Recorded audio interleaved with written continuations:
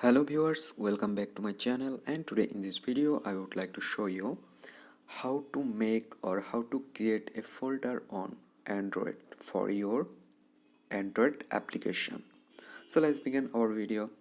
So there have a lot of application on my Android, there you can see, and if you want to make a folder for your application, so what should you do?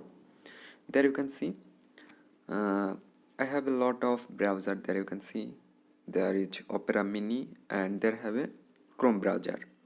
So if you want to make a browser folder for your browser, then what should you do?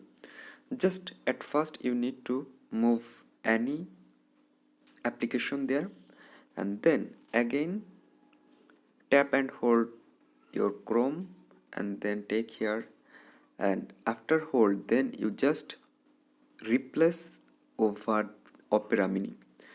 Just there you can see, press and hold your Chrome browser, then replace over Opera Mini.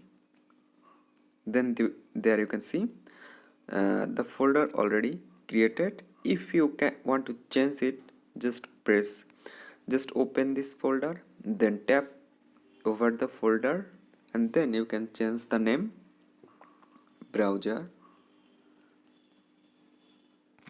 Okay, that's it. There you can see the folder name already changing browser.